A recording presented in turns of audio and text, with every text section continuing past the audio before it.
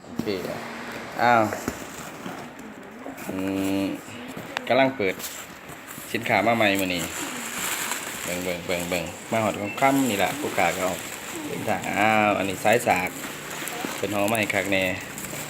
นี่ยังแน่เบิ่งเขาจะห่อเบิ่งอุปกรณ์เบิ่งกันอันนี้เพื่อที่จะกันบ่ให้กระทบสินค้าแต่ละอย่างเป็นห่อส่งมาให้จากทางเมืองไทยก็ดีหรือว่าเฮาห่อไปโดยหลักการที่เฮาจัดอันนั้นแบบนี้โอเคนี่กระเป๋าอีกสัญลักษณ์ของกระเป๋าเอสุดร็อกสัญลักษณ์ของกระเป๋าใหญ่ๆเลยนี่โอเคลองเปิดลองไปเข้ามานี่ไปเข้ามาใหญ่เป็นจองไว้แล้วโอเคเบิ่งไปเข้า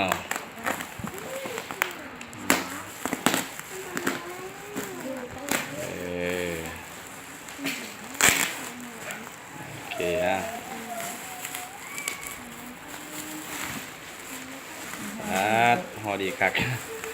ไฟเกจจนขึ้นงอเลยสิเก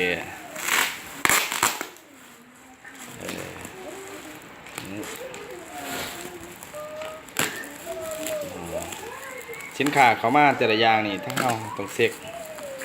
เบิ่ง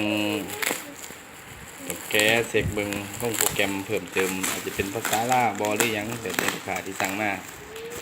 อันนี้ก็สิต้องภาษาลาวแล้วก็สิต้องเกมโพยังไงเล็กน้อย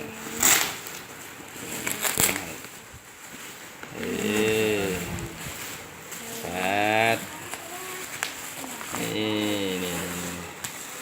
มันนึงยังอายอยู่ค่อยๆเด้อเพราะว่ามันยันมันทำตัวเกมมันค่อยแก้เด้อค่อยอันนั้นติดโอเค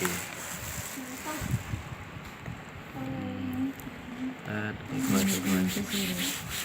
อันนี้มันเอาขึ้นกันเลยโบมันเป็นกระตุ้นมันยากสิออกกระไดนี่เดี๋ยวข้าสิได้อีกนิดนึงมาแล้วโอเค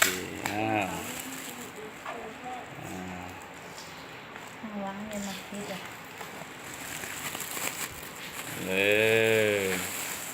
HPU เมนคอยเจ็ดเบิ่งสภาพเปิดโต้นำที่ถึงเปิด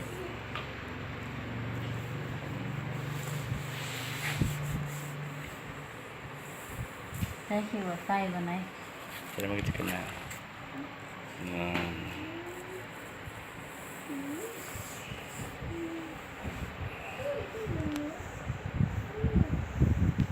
เขาลงวินโดว์มาเป็นวินโดว์10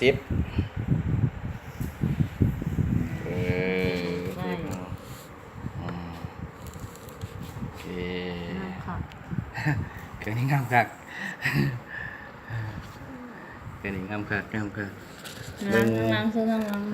งหลังมึงทั้งหลังง่ายทั้งหลังประมาณทั้งหลังเท่ๆมานั่งทั้งขาขึ้นมาแต่ว่าเครื่องนี้เพิ่นจองแล้วเด้อพี่น้องมื้ออื่นเฮาก็จะได้เกียมแพ็คแกะออกมาสิเบิ่งอันไหนที่เพิ่นอยากได้แล้วก็เฮาก็จะลงให้แล้วเฮาก็จะส่งให้ลูกค้า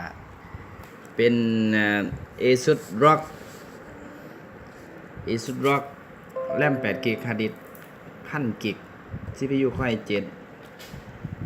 การ์ดจอ Nvidia GeForce 960M Core i7 Gen 6เครื่องนี้เพิ่นจองแล้วเบิ่งคีย์บอร์ดโซ่คีย์บอร์ดโดยเฉพาะโอเคงามดี